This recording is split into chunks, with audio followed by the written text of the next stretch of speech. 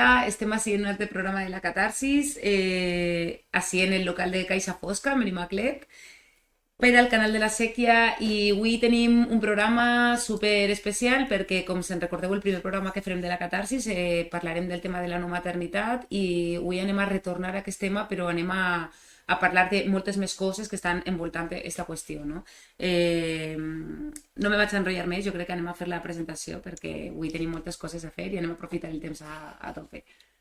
Bueno, muchísimas gracias por estar aquí. Os pasamos a presentar.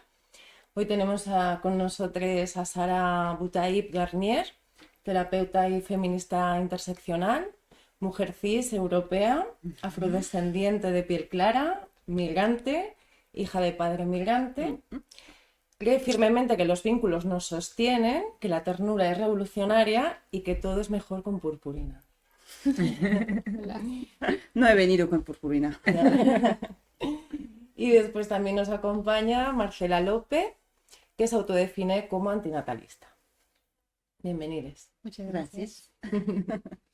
Bueno, yo creo que sería, o sea, creo que las dos tenéis como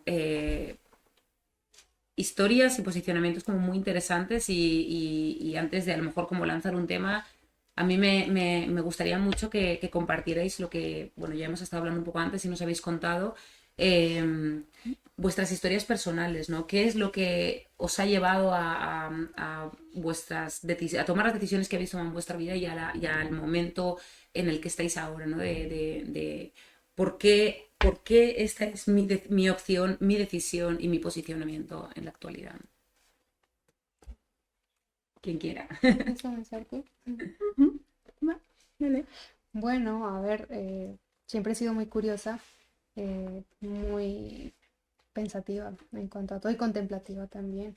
Crecí en el campo, siempre he sido muy de observar bichos, mariposas, animales, todo esto. Y no recuerdo el momento, pero llegó a mí la filosofía, de cierto modo.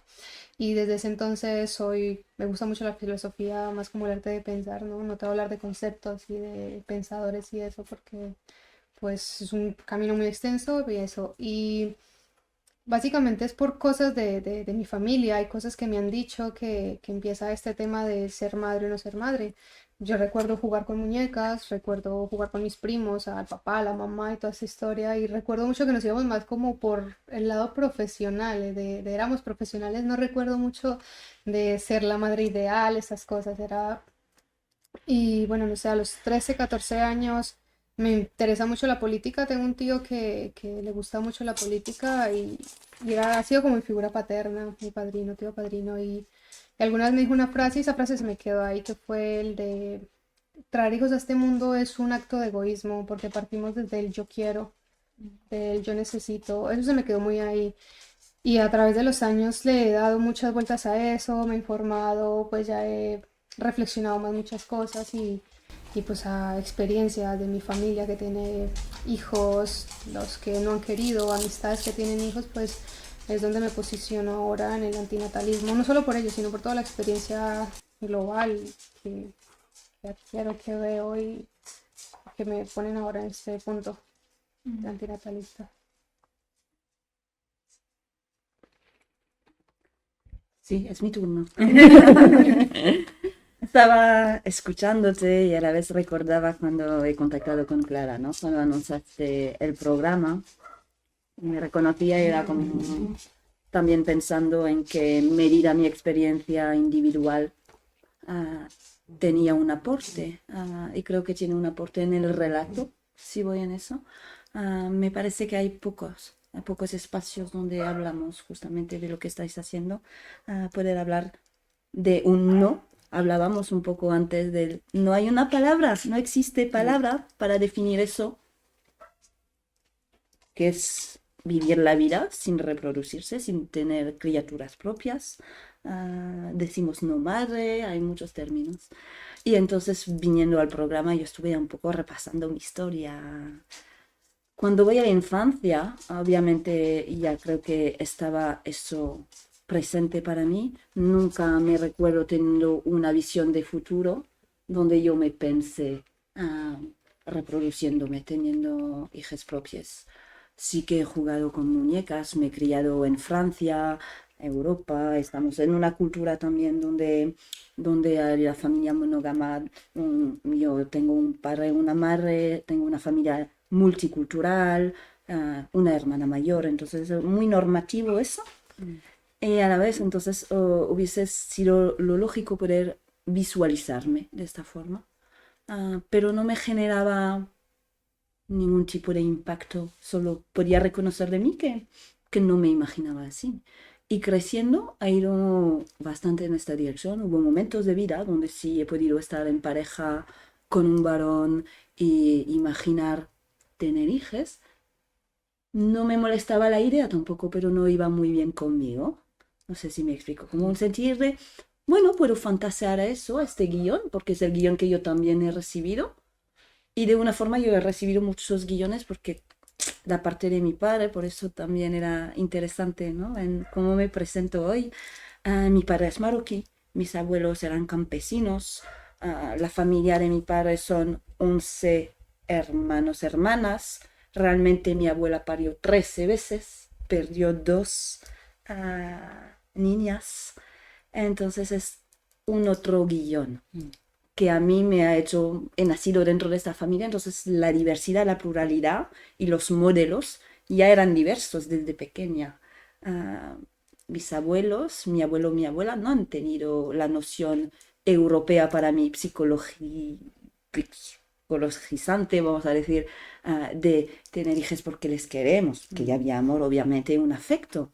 Pero no, tenían campo, había que poder mantener la vida, trabajar en el campo, entonces creo que Europa en tiempo más anterior también tenía otra noción, ¿no? De cómo organizamos la familia.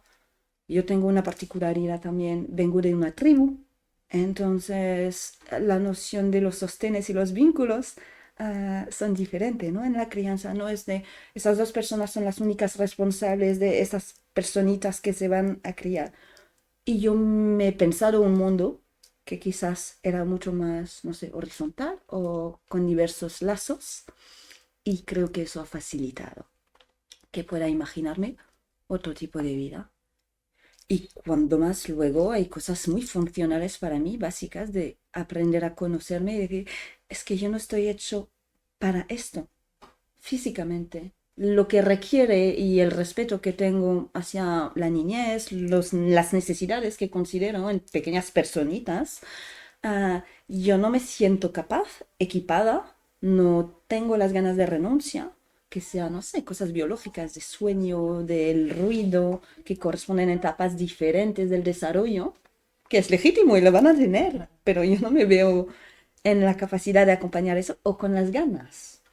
Entonces, bueno, eso ha empezado a poner piedras, ¿no? Para construir la forma de pensar. Qué interesante. Yo retomando el concepto este de antinatalismo, a mí me parece como algo muy interesante porque además en algunos, yo es algo como que nunca me había planteado hasta hace un tiempo que empezamos a abordar, trabajar documentales que tienen que ver con el tema del cambio climático y tal. Y muchas expertas y expertos en el tema precisamente hablan de la sobrepoblación, ¿no? De este mundo, ¿no? Y cómo esto es un problema realmente porque los recursos son finitos y claro, a mí esto me hizo plantearme un montón de cosas y era como, madre mía, realmente este mundo no necesita más personas. Y, y me parece que es como un posicionamiento político muy necesario, ¿no? Y muy necesario, pero que al final va un poco, que va en contra de lo que también todo este sistema todo el tiempo nos está diciendo. Es como que, bueno, lo que decíamos, ¿no? Lo que también comentabais, al final como el sistema este de reproducción, lo que hablabas de tu familia, ¿no? El concepto de, ostras, mis abuelos, yo creo que aquí en España también, la generación anterior, mis bisabuelos, mis abuelos, todos una familia súper extensa, ¿no? O sea, un montón de hijos, tal. Y lógicamente el tema de los afectos no es que no lo hubiera, como dices, pero era diferente, ¿no? O sea, era un concepto más de pues mano de obra, o sea, el sistema de reproducción para sistema capitalista necesita reproducirse, ¿no? Entonces la forma más fácil y de abaratar costos es con mano de obra, ¿no? Entonces de alguna manera como que este peso sigue estando hacia nuestro cuerpo y recae siempre en nuestro cuerpo, en el cuerpo de las mujeres, ¿no? Y esto va con el siguiente tema, que venía esta cuestión del... no sé si esto quizá está vinculado, nos atraviesa a la hora de la voluntad y el deseo, ¿no? Que comentábamos antes hablando. O sea, por un lado, bueno, si lo quieres explicar tú, que lo explicas mejor. Bueno, que nos parecía como muy interesante hablar sobre el recorrido, a lo largo del recorrido vital, ¿no? Como no es que la voluntad y el deseo están siempre en armonía, ni que la voluntad y el deseo son una línea temporal que acompaña de manera ultra coherente y que tienes que tomar una decisión y con ella recorrer toda la vida, ¿no? Sino que eso es una situación en la cual ponemos el cuerpo, valoramos en cada momento cómo tenemos ese cuerpo, ¿no? Cómo nos situamos, qué contexto tenemos y bueno, y cómo o sea, transitamos la performance, ¿no? de nuestro propio sentir, ¿no? Y cómo se eh, refleja eso en nuestra realidad, ¿no? En cada momento. Entonces, asumir que hay ocasiones en las cuales tomamos unas decisiones, ¿no? desde la voluntad, pero eso no quita que dentro del imaginario, dentro del deseo, dentro del sentir interno, hayan dudas, hayan varias posibilidades abiertas, ¿no? O diferentes paradigmas en los cuales también asumir que eso es así, ¿no? Y lo enlazábamos mucho con la idea del consentimiento, porque, claro, no es tanto el hecho de qué siento o cómo me autopercibo, sino qué es lo que verbalizo, ¿no? Y cómo la cuestión ajena asume y acepta sin juicio y sin cuestionamiento esa voluntad, ¿no? O sea, no porque yo dude, no porque yo tenga sensaciones, no porque yo tenga deseos, mi voluntad, que es la que yo verbalizo, no tiene por qué ser aceptada y no cuestionada, ¿no? Ya. Porque en este tema sucede muchas veces que cuando la otra persona encuentra una duda o una pregunta sin responder, ¿no? Que aún está ahí como sintiéndose, ahí es donde atacan, ¿no? Ya, pero ¿y luego qué va a pasar? Ay, si luego te arrepientes. O no, ¿y qué va a suceder? Ah, pero si encuentras a alguien, ¿no? Ahí está como esa entrada al juicio, ¿no? Desde las dudas. Entonces, bueno, como que nos interesaba hablar alrededor de esto, ¿no? Y de cuánto es que la sociedad pone ese peso, ¿no? A este tipo de decisiones. Y si ese peso está vinculado a lo que decíais, ¿no? A esta idea de la capitalización de los cuerpos, de que como nuestros, o sea, esta idea que mucha gente sigue teniendo, desgraciadamente, y que socialmente se sigue teniendo, de que el fin de las mujeres es la reproducción, prácticamente, ¿no? Desgraciadamente es la idea que muchas veces se tiene, que está muy vinculado a este sistema capitalista. Entonces, ¿cómo nos posicionamos ante esto, no? ¿Cómo nos posicionamos? Va. A ver, lo que dices es muy cierto, de que parece que esa es la forma agresiva de decirlo, que nuestro cuerpo, ese es el fin de nuestro cuerpo, ¿no? La reproducción.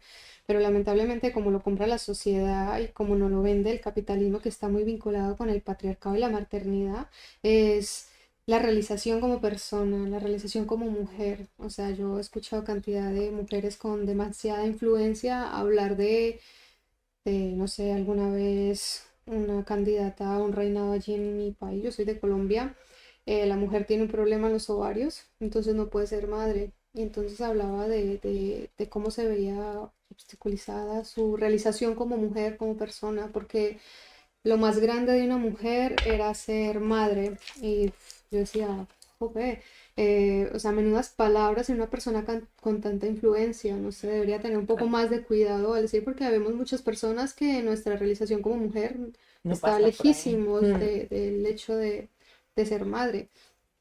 Entonces, sí, es un asunto delicado porque lamentablemente en la sociedad todavía hay muchas personas que se creen que ese es el fundamento, ¿no? O sea, de mi familia, el punto es los hijos, los que sostienen el hogar, el- no sé, es Sí, mismo sucede también, no es el fin de la mujer o del cuerpo con capacidad reproductora o el fin de las relaciones, ¿no? O sea, tienes una relación y entonces el fin último o el anclaje o lo que soluciona el problema o tantísimas cosas, ¿no? Que es la tirita es El le momento. dije, ¿no? Sí, Sí, sí, ese también es un es tema, natural.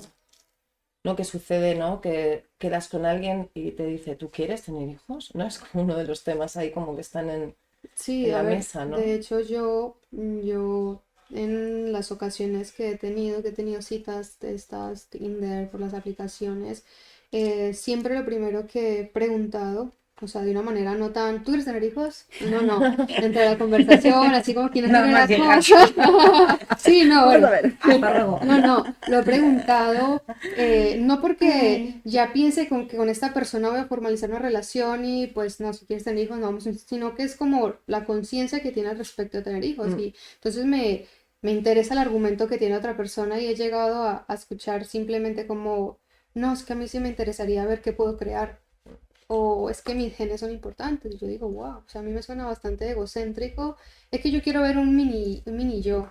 mm. Eso pasa mucho. Y me da mucho dolor, ¿sabes? Entonces, como que, pues de esta cita no pasaremos. Para mí es fundamental saber, ya no por lo que les digo, de si vamos a llegar o no a formalizar una relación, pero sí es como el concepto que tiene él de hijo, de cuidado, de maternidad, de qué piensas tú de la maternidad. O sea, desde a partir de ahí se desarrolla toda la conversación, ya simplemente para ver la postura de la persona y Sí, también es curioso, ¿no? Porque también como que se establece la idea de que la cuestión de generar descendencia, de cualquier modo, no es una cuestión individual. O sea, el hecho de que tú te estés relacionando con otra persona no quiere decir que con esa persona tenga que ser. O sea, es una cuestión muy monógama que se pone sobre la mesa, ¿no? De que se tienen que generar packs relacionales para llegar a los deseos propios, ¿no? Sí, súper interesante. Me estoy gozando mucho. Ah, me llamó la atención en lo que decías, ¿no? Hablabas de Colombia bueno, esta cosa de los ovarios y me venía ahí como en eco la idea de hay una asunción siempre de fertilidad y de reproducción. Es decir, asumimos que por haber nacido, si los órganos lo permiten, que primero habrá fertilidad. Bueno, ya sabemos que género no solo son genitales, sino que Ujú. cromosomas, hormonas y que hasta la pubertad, literalmente no tenemos ni idea de si eso va a funcionar o poder o no, pero ya lo plasmamos. Y esta asunción va con una idea para mí de guión. Bueno, los feminismos hablan mucho del amor romántico y lo estamos ahí dando mucha caña para intentar generar otros guiones o decir que no haya guión. Ah, pero creo que hay una parte donde todavía no estamos llegando, es que la familia está romantizada de la misma forma. Y hablo de familia en todos sus aspectos. No tiene por qué ser la europea cuatrostal del capitalismo. Me hizo sonreír la noción de capitalismo. Es decir, en el campo de mis abuelos no había capitalismo, pero esta reproducción era para mantener la vida, literal. Y hasta me puede parecer válido. Es decir, nos vamos a reproducir, vamos a envejecer. Y yo sé que mis abuelos contaban de cómo, pensando en cómo vamos a hacer ahora para mantener esta vida y en el futuro, si envejecemos, ¿cómo va a ser cuando el cuerpo ya no puede sostenerse solo? Y lo pongo en esos términos porque si yo no puedo sola, entonces necesito de otras personas. En este caso es la tribu, pues puede ser propio. Y sé que mi abuela dio a uno de sus hijos, lo compartió, a una de sus hermanas que no podía tener, ella no era fértil. Y fue un dolor porque había perdido dos hijas, entonces, pero este hermano salió de una forma de la parte de la hermandad y convivió y vivió y fue criado por la hermana de mi abuela, siguiendo un desplazamiento, es decir, también como existen guiones, formatos, movilidad, no solo en nuestra cultura, pero a veces faltamos, ¿no? De haberlo conocido.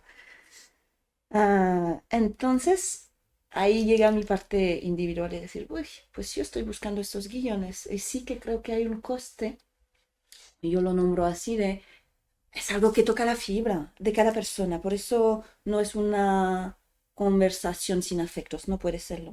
Nos lleva a nuestras infancias, a cómo hemos sido criadas, en qué contexto, los dolores o no. Habla de mi parte terapeuta, pero es como, claramente, yo no puedo imaginarme cómo genero mis vínculos sin basar en cómo he aprendido, lo que se me ha enseñado, lo que he vivido en carne propia. Y que muchas veces si yo hablo de mi experiencia y de por qué, por ejemplo, para mí yo no me siento capaz o lo vivo como eso sería una renuncia a ciertas cosas, entiendo que a otra persona al lado le genere muchísima energetización y toque algo que genera una reacción de chapa. Y por eso es tan difícil, como no te ataco a ti y que mi posicionamiento o mi experiencia no sea generalizable. Pero entiendo que pueda ser doloroso si yo nombro algo que no podemos o no queremos tocar, algo nuestro, que es doloroso. A día de hoy, creo que la maternidad sigue llevando muchas renuncias, porque no hay un guión para mí, por ejemplo, de la responsabilidad de tener criaturas en lo que es mi contexto. Yo no podría asumir tener una responsabilidad absoluta sobre la vida ajena de un ser que no es autónomo. Cuando me relaciono con personas adultas, considero que tenemos autonomía. No siempre es el caso, pero lo suponemos, ¿no? Es como que por lo menos yo puedo elegir irme, que si mi deseo no está respetado, tal. Esta relación es asimétrica total y además vivo en una sociedad que me han dedicado que sería yo. Absolutamente la única responsable. No tengo donde apoyarme. Porque en una tribu, por ejemplo, a lo mejor, pues yo lo veía en mis primos. Claro, si somos 13 de los tíos y tal, imagináis que son 70 primos por ahí y tal. Pues los niños se encargan de los niños, porque no tienen todas la misma edad. Entonces hay un mundo de las niñas y los niños, hay un mundo de los adultos. Es compartido. El peso de la crianza, las responsabilidades, las autoridades, los ejemplos, pero yo no tengo a disposición este contexto. Bueno, cabría decir si hay peso, si existe el peso donde hay un sostén. Quizá no, la sensación no existe como peso, ¿no? Claro. O que sea repartido. El peso dice de mí, ¿no? Como yo lo viviría como un peso, absolutamente. Por eso hago esta lección también, totalmente. Pero sí que lo veo como interesante decir cuáles son nuestras condiciones. Uno de los talleres que yo tuve que hacer en una formación de terapia fue sobre maternidades y era de interrogar, cuestionar si hay un deseo, porque hablamos también de deseo, pero en qué capacidad hemos podido realmente sacarnos de estos guiones, de esos mandatos, de lo que nos constituye, que es normal que nos acompañe, porque si yo no tengo estructurada, pues tambaleo. Claro.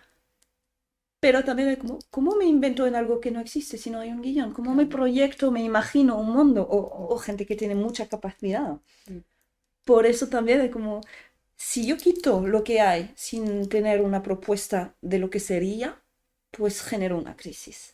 Y creo que hay mucha gente que ve que en lo que está fácil no es, agradable a veces no es, en un momento puedo desear y en otro momento no, o no lo quería porque las circunstancias, hablamos de sobrepoblación, yo diría, en qué condiciones, recursos físicos yo tengo para tener una maternidad desde la autonomía, el goce, hablo de goce, como hay gente que ni lo asocia. Económicamente, ¿cómo me voy a sostener yo mi vida que muchísimas veces en esta generación es muy difícil? Y además otras personas dependientes sin vivirlo desde el miedo. Yo sé que no puedo, otras personas seguramente sí, o encuentran esos sostenes, esas formas. Abro melones, sí, pero están ya aquí. La dificultad de no saber hacia dónde vamos es que entonces es muy difícil andar hacia esto.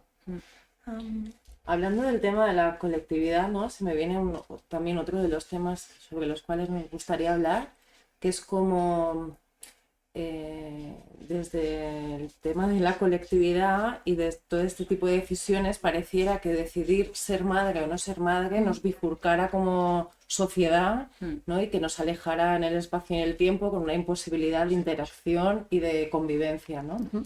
Y una de las cosas que nos preguntábamos con Alba hace unos días era qué posibilidades de diálogo puede existir entre las madres y las no madres en torno a la vida, ¿no? O sea, que tú decías, ¿no? Pareciera que un comentario mío va directamente a generar un ataque y una defensiva, ¿no? Intentando deshacer este entramado, ¿no? Que pareciera que siempre recae sobre la mujer, ¿no? El combate, ¿no? El fight ahí social. Verdaderamente pensamos que cuando en estos momentos, ¿no? En este contexto, en este lugar donde nos encontramos, sucede el feminismo interseccional, ¿no? Y se ponen sobre la mesa los cuidados, pareciera como que dentro del paradigma de los cuidados, ser madre o no ser madre ya no es una cuestión que genere ni una jerarquía ni una diferenciación, porque no importa a quién estemos cuidando, porque en realidad lo que estamos es tejiendo otra forma de pensar y sentir y convivir en la vida, ¿no? Y desde ahí nos parecía como muy bello el ejercicio que podemos empezar a hacer, ¿no? Desde las diferentes posturas de sentirnos no atacades, ¿no? O en defensa, sino permitirnos dejarnos afectar por la experiencia ajena, ¿no? Sobre esa otredad que no me pertenece, no he experimentado o no he sentido en mi propio cuerpo, pero me puedo dejar afectar y pensar, reflexionar y acompañar ese proceso, ¿no?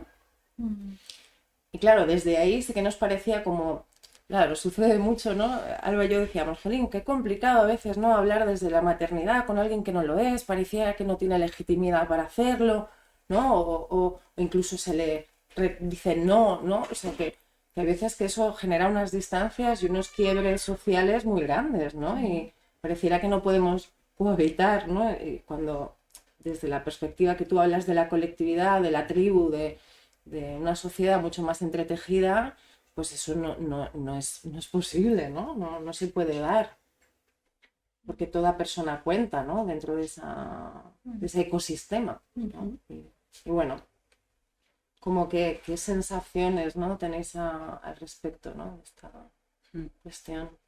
Bueno, yo es que sí que, a ver, es que yo hablo súper bajito y tengo que poner la postura.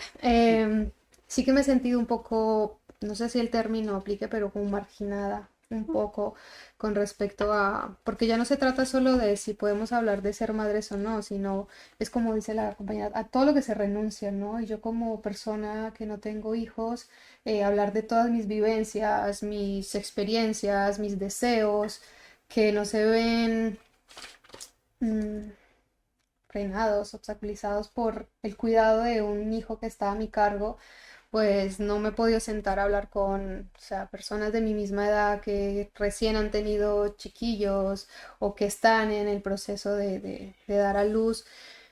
Como que, claro, porque las escuchas, no sé si, bueno, me imagino que en todos los contextos no será igual, pero en el contexto en el que yo que estoy, las personas que conozco, no siempre ha sido deseado el hijo, ¿sabes? Ha sido más como de un accidente, pero que también por las condiciones morales o presiones familiares y sociales no pueden, no han podido, o religiosas, no han podido decidir sobre su cuerpo, sobre lo que no quiere tener ese hijo, realmente no quiere, pero entonces están todas estas frustraciones, todas estas depresiones a raíz de eso, lo que tú decías, toda la agresión que representa el embarazo para esa persona que no quiere tenerlo en el fondo.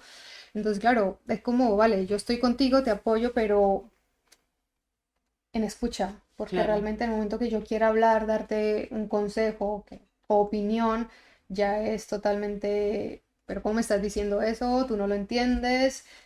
Cantidad de veces mi propia madre me lo decía, es que nunca lo va a entender porque usted no es madre, hasta que no sea madre usted no entiende esas cosas.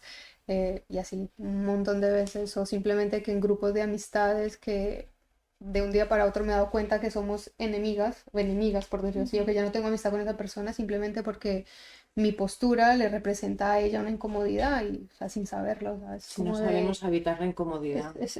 Yo me quedo, me alucina un montón de, ostras, difícil, difícil, difícil. Mm, Me emociona lo que cuentas.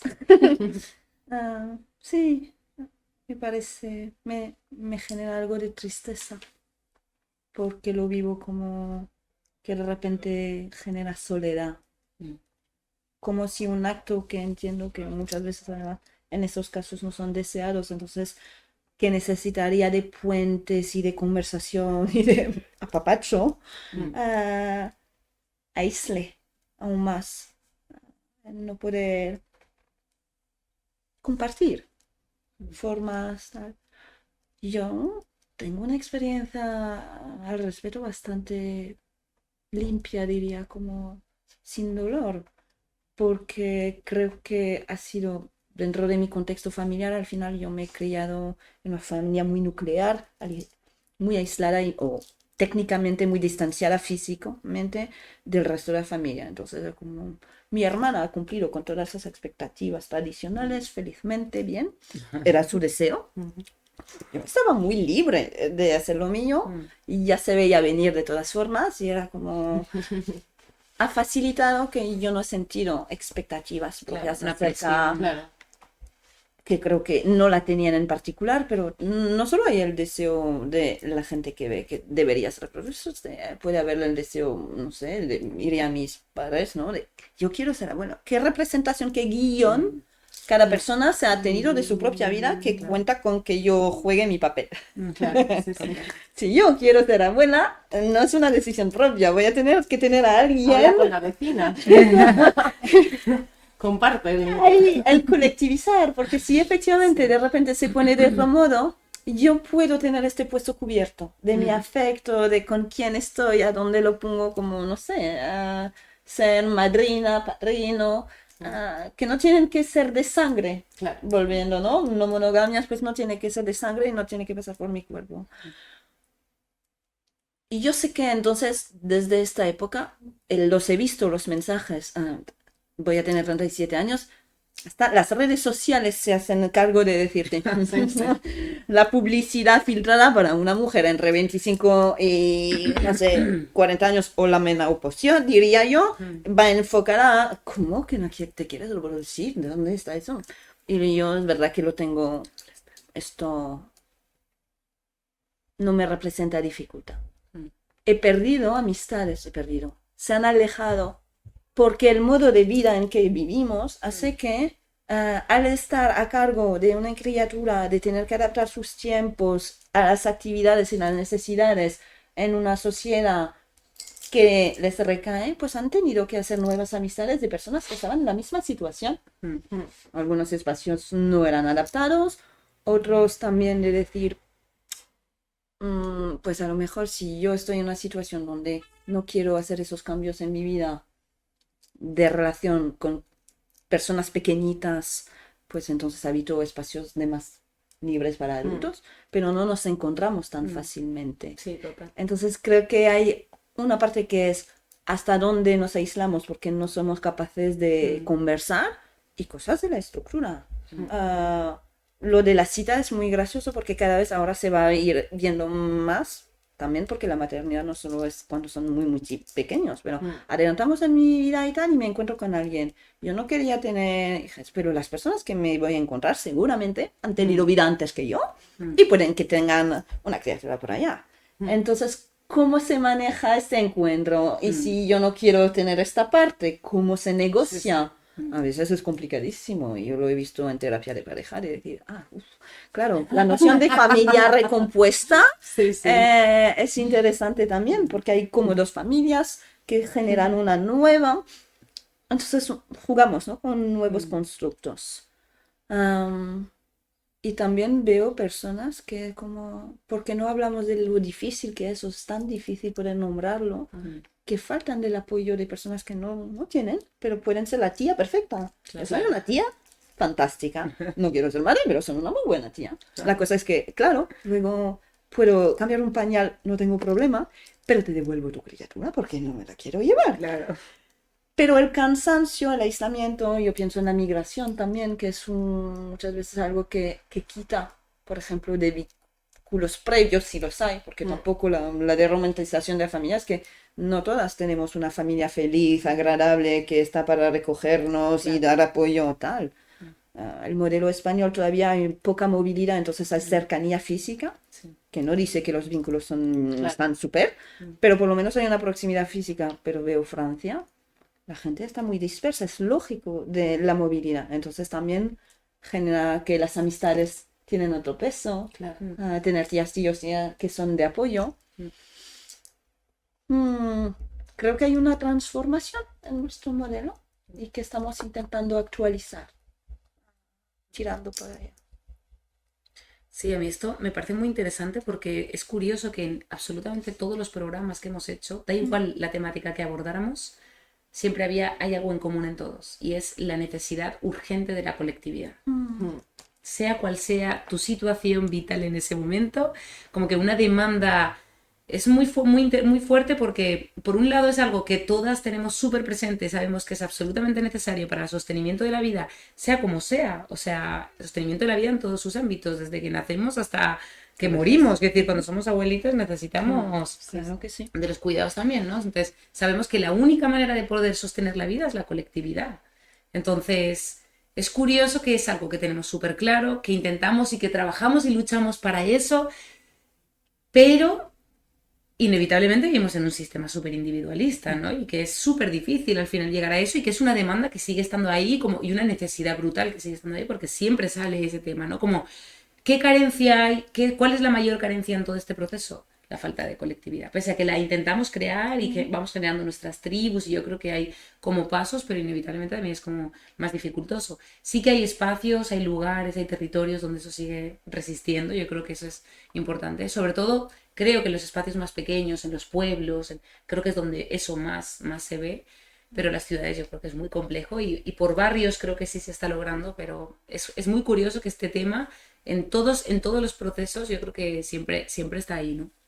Y luego, esta reflexión me lleva también a lo que antes hablábamos, que tú decías, me parecía que era muy interesante, ¿no? Que creo que hay quizá un error de entender que la maternidad solo está vinculada cuando pares, ¿no? O sea, la maternidad va mucho más allá, ¿no? O sea, y ahí viene esta cuestión de lo que hablábamos del tema de los cuidados, ¿no? Entonces hablabas de, yo me dedico a cuidar a padres cuyos hijos no Sí, cuidan claro, que me imagino que o sea, lo especula uno, pero imagino que también estaba la idea de tener hijos para que en mi vejez me cuiden. Y son cosas de las que he escuchado un montón de veces que me han dicho, ¿y a ti quién te va a cuidar cuando seas mayor? Me lo decía justamente una familiar que tengo aquí, cuando yo tomé la decisión, cuando yo estaba operada, me dice, pero entonces ¿usted quién la va a cuidar cuando sea mayor? Y le decía yo, o sea, ¿cuántos años llevas tú en este país cuidando a padres, a personas mayores cuyos hijos no se quieren hacer cargo? Entonces, ¿tú qué me estás contando? A mí que me garantiza que el hijo que voy a Claro. tener me va a cuidar cuando sea mayor. O sea, siempre lo he sabido que No. Soltaste el micro, ¿eh? Muerta. es como, ¿no? Tal leía yo, bueno, escucha yo que tener hijos es como jugar a la ruleta rusa, ¿no? Porque también he escuchado mucha gente de mi edad con las que hablo del tema de hijos, porque siempre me gusta escuchar qué opinión tiene además. Es como que lo reducen todo a una buena educación. No, queremos tener con buena educación y buenos principios y buenos valores. Es como a mí me peta la cabeza porque es como de cuánta gente vemos con la mejor educación en los mejores colegios, de familias conservadoras, no sé qué, y qué políticos tenemos o Sí, sí. qué clase de gente están gobernando y dirigiendo el mundo. Entonces nada te garantiza de que por más amor que le des tú a tu hijo y todos los valores, ¿no? No puedes aislar a tu hijo en una cápsula y llenarlo de eso porque tu hijo se va a relacionar. Es como una batalla de tú contra la sociedad. Porque por más valores hay un momento en que esa personita tiene la facultad de decidir si todo lo que mis padres me han regalado y me han enseñado me vale o me dejo guiar por las redes, por lo que está de moda, por ser guay, que todavía eso ejerce muchísima presión sobre los adolescentes, la gente y por mucha personalidad que se tenga. O sea, no sé si todavía hay ese tipo de personalidades fuertes, auténticas que pueden decir que lo que tú digas, vas a misa, esto es lo que me gusta, esto es lo que quiero, esto es lo que me han enseñado, me aferro a estos valores porque, no, pero no en lo que dice Alba de este individualismo que nos genera el capitalismo, ¿no? El de que vamos a tener más poder adquisitivo, pero para tener ese poder adquisitivo que se tiene, emplear tu tiempo. Entonces, por eso también tenemos menos tiempo para relacionarnos con los amigos. O sea, cuando yo encontré, yo he limpiado casas, he cuidado personas, he estado interna y tuve la posibilidad de salir de este sector y dije, va, ahora voy a estar dependiente en una tienda de mascotas, me flipan los animales, todo eso.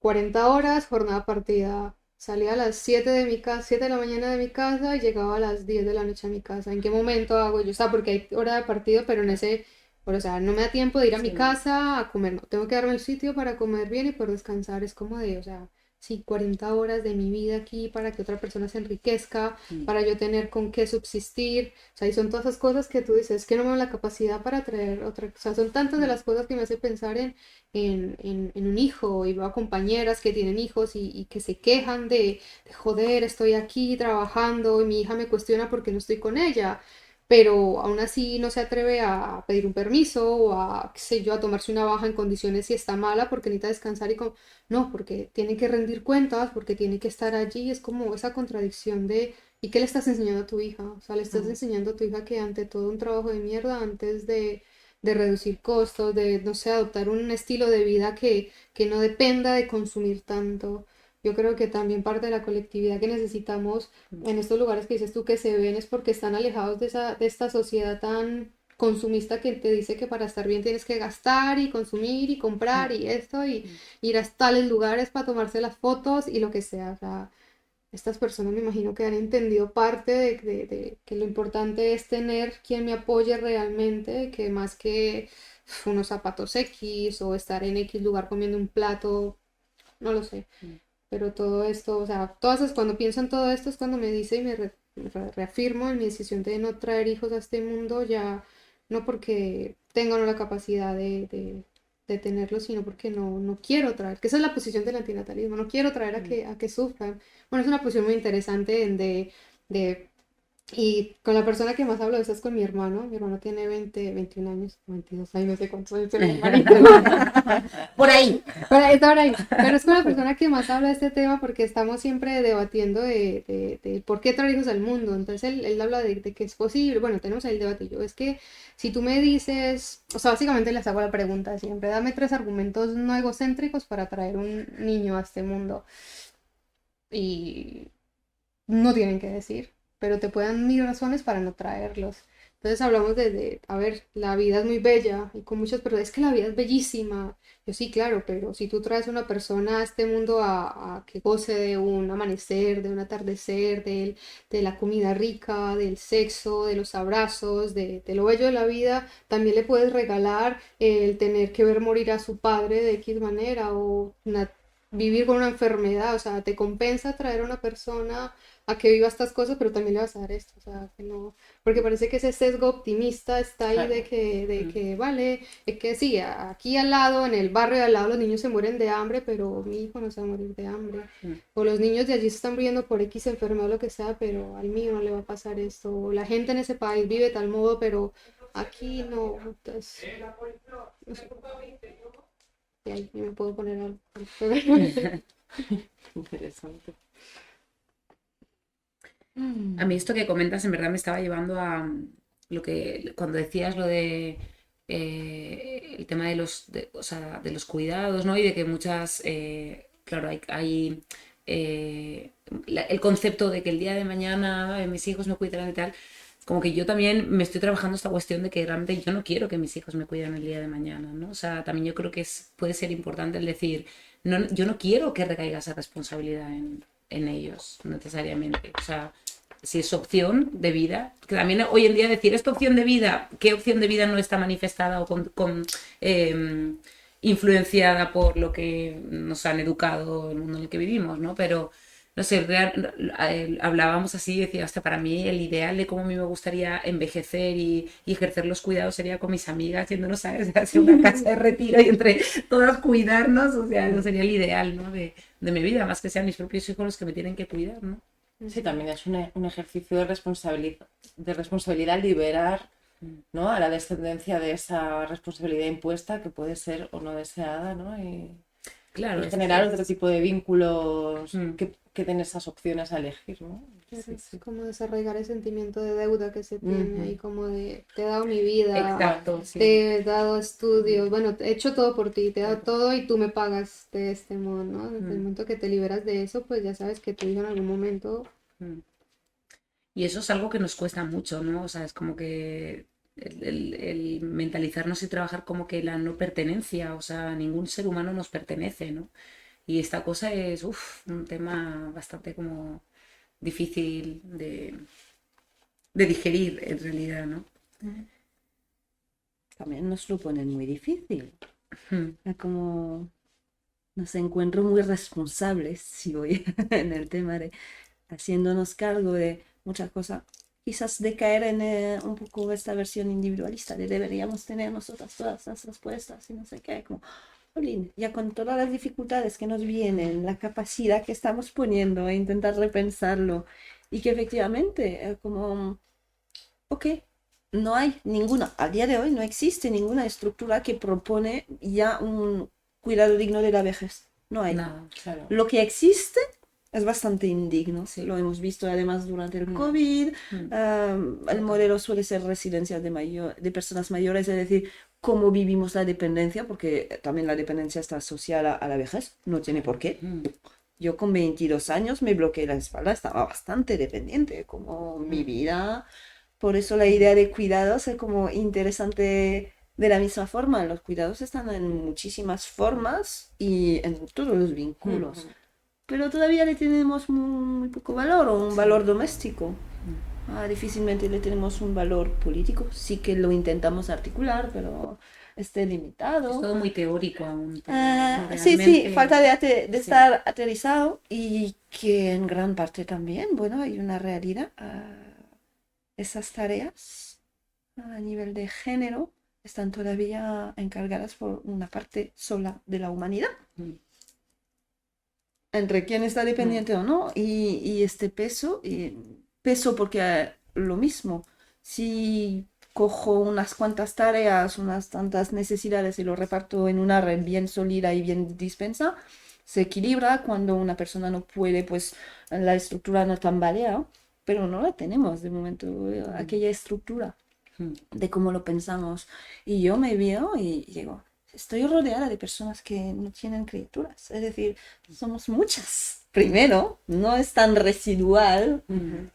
La cosa es que se ve poquito por este sesgo, ¿no? De cuando empiezo a tener hijos, hijas, pues seguramente me relacione con gente que va al cole porque la Claro, educación es sí, tal. Claro. Entonces todas tenemos como nuestros sesgos de qué espacios, qué lugares en la comunidad ocupamos y dónde nos encontramos. Sí, sí. Eso da. Y que luego cuando adelantamos en la vida también, no hay no es obligatorio, lo habéis mencionado, pero además no solo que no es obligatorio, es que pasa muy poco. Claro.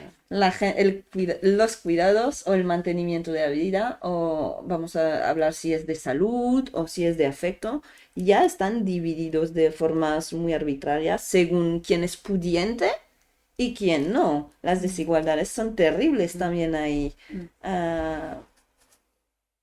Así que inventar, y ya solo si fuese para nuestra generación, sin hablar de quién viene o quién es más pequeño, pero decir, ¿cómo nos vamos a hacer cargo de organizarnos del momento que estamos dependientes? Claro, Cuando estamos enfermas, cuando, no sé, no podemos sostener porque nos jubilamos o vemos un poco lo que es el estado de las pensiones, la vivienda. Ya son temáticas súper reales y actuales. Y realmente aquí volvemos en la parte de no hay guión, Mm. porque no existe de momento.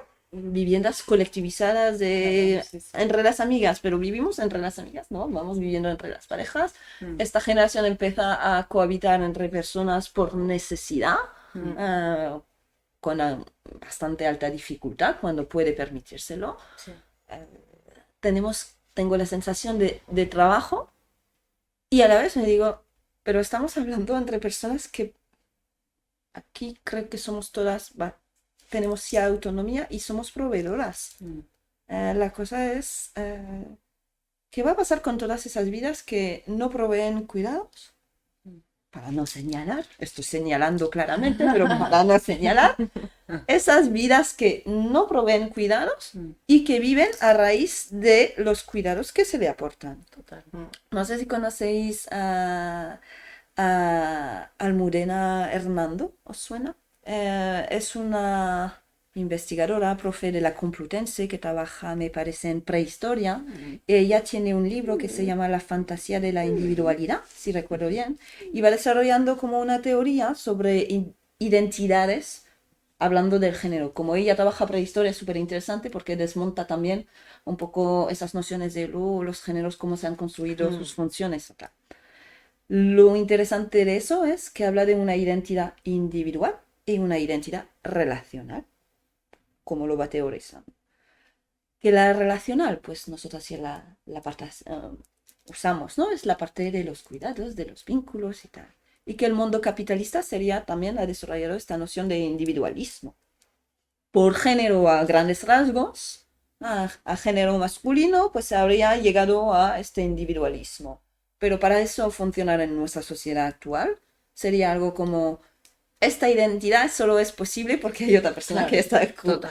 asegurando tu parte, porque si no, tu vida se muere. Si yo no como, si yo no limpio, es básico. La higiene y sustentarme es básico. Sin esto, la salud no se puede mantener y entonces, vamos, ni hablamos del resto. La cosa es que nosotras nos han vendido poquito a poquito que queremos también esta parte individualista, que es legítima, mis propios deseos, como voy, estamos también alejándonos bien del colectivismo en el sentido de yo no tengo deseo propio y es válido. Pero ¿quién nos viene a coger esta parte de nosotras también para liberar? Claro. Y ahí, esta transición yo no la estoy observando, por lo menos. Sí que hablamos entre nosotras total y no sé cómo se hace y al contrario veo unas reacciones muy duras de decir tiqui, tiqui, tiqui, sabemos que nosotras si vamos hacia eso que se llamaría igualdad, si compartimos el esfuerzo, porque hay una parte de esfuerzo y de renuncia en los cuidados y los cuidados ajenos, pues entonces esta reacción es que no lo vais a seguir haciendo porque es muy útil. Y muy confortable, claro, que yo tampoco quisiera renunciar a estar tan confortable. Pero no vamos a mantener mucho la vida en su generalidad. Y otra vez, lo interesante es, para mantener la vida no hace falta haberse reproducido. O lo contrario. Asumiendo que además todas podríamos reproducirnos o desearlo, que no tampoco. Ni no desearlo supone una cuestión del ego, sino una cuestión sumamente colectiva y un posicionamiento colectivo para con la vida, ¿no? O sea, Sí, a mí me resonaba mucho, no solo la idea de somos demasiadas en el planeta, porque no sé si eso, los recursos están muy, muy mal divididos. Entonces tenemos esta sensación que no llega a tan así, pero seguramente otra repartición también nos juega un poco de forma diferente. Pero a mí sí que hay una sensación de, yo tengo ya tanta dificultad emocional a sostener lo que observo alrededor, a poder aceptar hasta dónde llega mi alcance, ¿no? De ser mi pequeñez en el grupo y de poder decir, llegamos a esto y me duele la noción del mundo y lo que veo. Claro. ¿Cómo me sentiría yo de acompañar a otra persona a decir que tenemos que aceptar nuestra pequeñez? Pues yo sé que ya individualmente me cuesta y no sé si sería capaz de acompañar eso. Entonces tampoco me quiero meter en ello, pero reconozco cuán de difícil es. Y al contrario que sí que creo que necesitamos soñar, aunque sea quizás egoísta, pero porque si no es, buah, ¿cómo vamos a mantener una vida que no pensamos o digna o válida o tal? No hay el guión, pero hay que fomentarlo. Nunca hemos dicho que sería fácil, ¿no? Yeah. Sí, no, es como todo, porque, pues eso, hablando de lo que dices tú del tema de los cuidados y con el tema de la natalidad y esto, a ver, sabemos que los cuidados se sostienen básicamente por mujeres empobrecidas, ¿no? Mujeres de países empobrecidos que emigran a estos países para sostener estos cuidados y sigue siendo mano de obra barata. Curiosamente, los países más sobrepoblados son estos tan empobrecidos. O sea, es como que hay una garantía de que no van a faltar manos de obra barata para seguir sosteniendo estos cuidados que tenemos aquí porque, no sé, porque allí no se hacen tantas políticas porque allí no está la gente pendiente de controlar la sobrepoblación. Mujeres que no deciden, hijos productos de la violación, o sea, no hay un control allí para que esto, no sé, se haga de otro modo. Entonces, como que, no sé, yo lo veo como si fuera un artificio allí tenemos garantizadas las manos de obra, ¿no? La ley de extranjería que te permite, pues eso, 3 años de venir aquí a básicamente a comer mierda para, ¿sabes? Porque no es como que, vale, yo ya pasé mis 3 años, pero detrás de mí vienen otras personas que están, o sea, como que esos 3 años al sistema de cuidados se perpetúan, ¿sabes? O sea, están ahí tranquilamente. La opresión de los cuidados, en este Exacto, caso, ¿no? exacto. Siguen siendo mujeres que vienen a cuidar personas aquí, dejan personas allí cuidando de sus criaturas. Es una cadena de cuidados que no para, que no para, que no para. Total. Es lamentable. No sé, yo a veces pienso en el amor que, no sé, no sé quién la ha dicho, la han dicho, bueno, yo amo tanto a mis hijos que no los voy a traer a este mundo realmente. O sea, yo pienso en algún momento de si tuviese un chiquillo, no sé, ahora que los niños son tan espabilados desde tan pequeñitos, que ven tantas cosas, que tienen tanto acceso tan fácilmente a la información. Si a mí me preguntara un niño de estos, ¿por qué me has traído a este mundo? No sé qué le respondería yo. O sea, la depresión infantil o estas cosas, cuestiones que los llevan a lo que sea, no me vería yo en la capacidad de... Siempre es que quería ver qué podía salir de mí o no lo sé. Realmente planteado así es súper egoísta, ¿no? O sea, O esperanzador.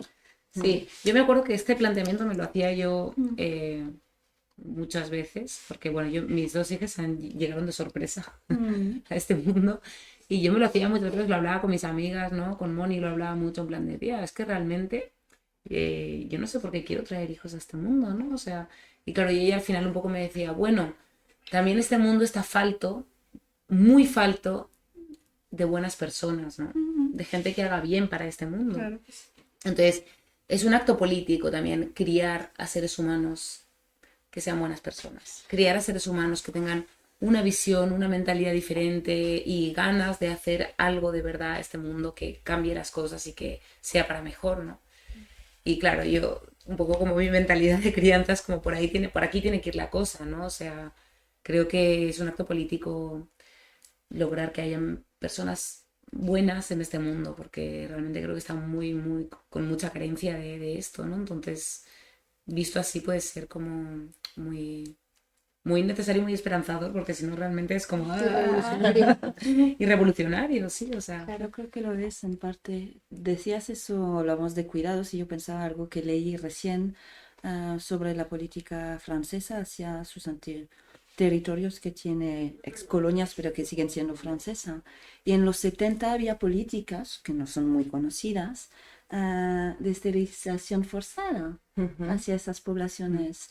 Es decir, que de lo mismo hay un control político, una voluntad política de hacer que ciertas poblaciones sí y ciertas poblaciones no.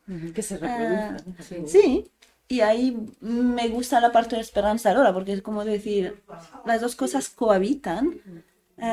Sí que necesitamos ser muchas para construir este guión o esta posibilidad colectiva o tal, y que no les interesa mucho que nos organicemos, que pensemos el mundo, que si somos tan pequeñas, y creo que lo somos, entonces vamos a necesitar ser muchas.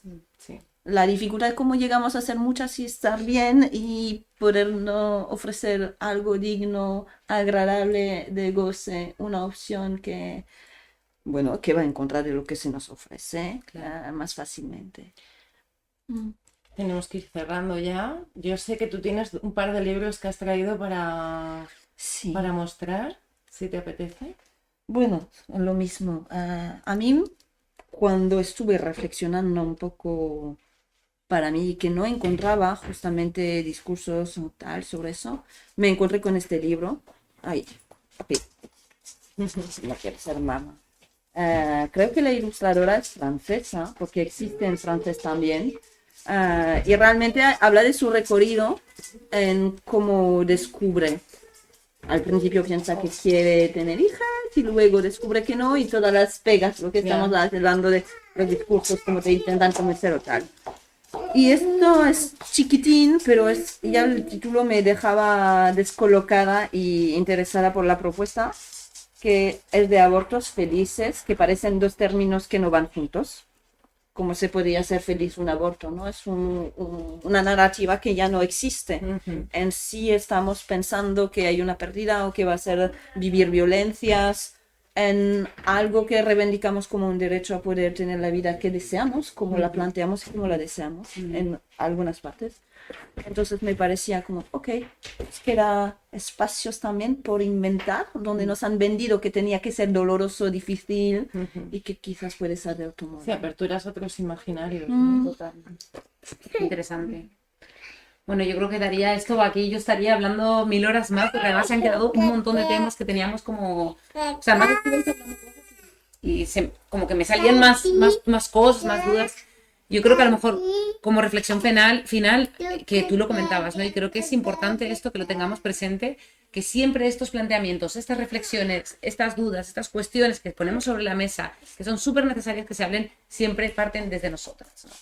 Que hay toda esta parte del mundo, de la sociedad, que nunca se plantea estas cosas. ¿Por qué no se las plantea? Y aquí está como esta cosa de decir, ¿qué está pasando, no? ¿Qué está pasando? Que somos nosotras las que siempre ponemos sobre la mesa estas cuestiones que son importantes para todos, ¿no? Entonces, bueno. No sé si queréis lanzar algún mensaje final para los compañeros que os puedan estar escuchando.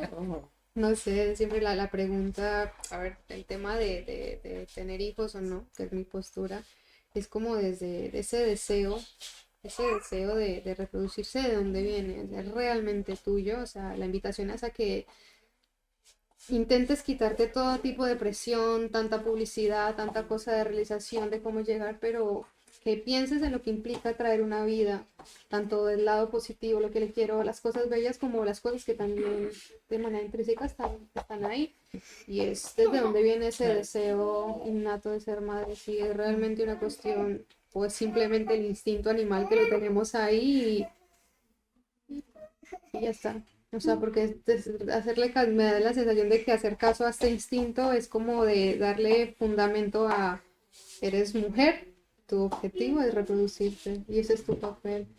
Pero ya, no sé, pensarlo bien, cuál es el deseo fundamental de gestar, más que ser madre. Sí, total. Pues bueno, ya estaríamos hasta otra nueva conversación que tengamos. Muy bien. Nada, muchísimas gracias a las dos por venir, de verdad ha sido súper interesante. Bueno, como sabéis, aquí está esta criatura que siempre interrumpe todos los programas. Esto es lo que... bueno, ella también, ella es parte de todos los programas. La señora de Claqué. Y bueno, como siempre, muchísimas gracias a Caixa Fosca por dejarnos el espacio. Gracias también a los compañeros que han estado aquí en la parte técnica, a Pablo que ha estado cuidando a la criatura. Y nada, muchas gracias a las dos por venir y esperemos también teneros en más programas. Vamos a ir a seguir reflexionando sobre esto. Y nada. Hasta otra. Gracias.